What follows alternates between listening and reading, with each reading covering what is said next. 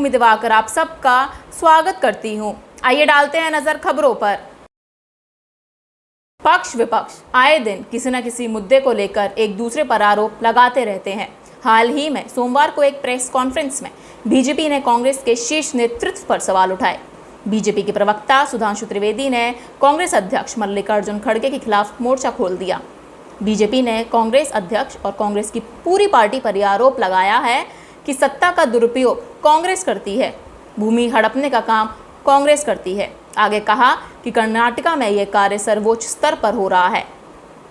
बताया कि कांग्रेस के राष्ट्रीय अध्यक्ष मल्लिकार्जुन खड़गे के परिवार द्वारा संचालित ट्रस्ट पर आक्षेप लगने के बाद आवंटित भूमि को लौटाने का जो निर्णय लिया है वह स्पष्ट रूप से प्रमाणित करता है कि सत्ता का दुरुपयोग करके भूमि को हड़पने का कार्य कर्नाटका में सर्वोच्च रूप में हो रहा था। मुख्यमंत्री हो, उप मुख्यमंत्री हो या राष्ट्रीय अध्यक्ष हो, कांग्रेस का पूरा शीर्ष नेतृत्व भूमि हड़पने के आंदोलन में समान रूप से संलिप्त है। बीजेपी द्वारा कांग्रेस पर लगाए गए आरोप देखिए इस वीडियो में। अर्जुन खड़गे जी ने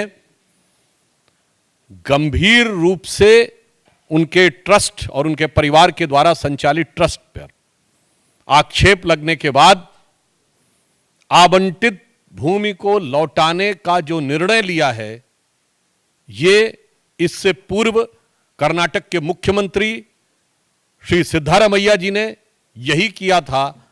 यह स्पष्ट रूप से यह प्रमाणित करता है और यह एक प्रकार से स्वीकारोक्ति है कि सत्ता का दुरुपयोग करके भूमि को हड़पने का कार्य कर्नाटक में कांग्रेस में सर्वोच्च स्तर पर हो रहा था।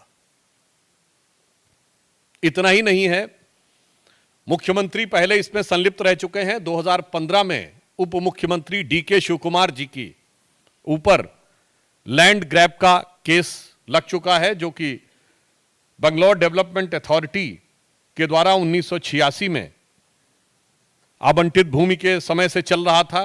उसके आधार पर था मूडा स्कैम, जो मैसूर अर्बन डेवलपमेंट अथॉरिटी का स्कैम, जिसमें चीफ मिनिस्टर साहब उनके इन्वॉल्व थे। फिर Karnataka industrial ADB land grab, जिसमें कि खड़गे जी की फैमिली के लोग इन्वॉल्व थे। और इतना ही नहीं है, इससे पूर्व कांग्रेस के मुख्यमंत्री रहे कमलनाथ जी का नाम आ चुका है।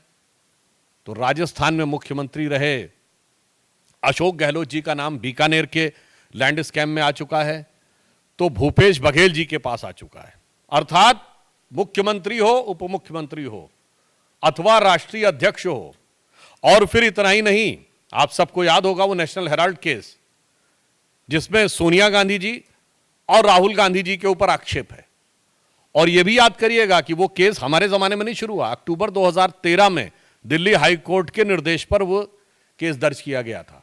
इससे बहुत साफ हो जाता है कि कांग्रेस में सारा शीर्ष नेतृत्व, किसी भी राज्य का मुख्यमंत्री हो, कोई भी उप मुख्यमंत्री हो, उनके पूर्व राष्ट्रीय अध्यक्ष हों, वर्तमान राष्ट्रीय अध्यक्ष हों, और चिरयुवा नेता हों या बुजुर्ग नेता हों, सब एक दृष्टि में समान हैं कि गरीब की भूमि कैसे हड़पनी है।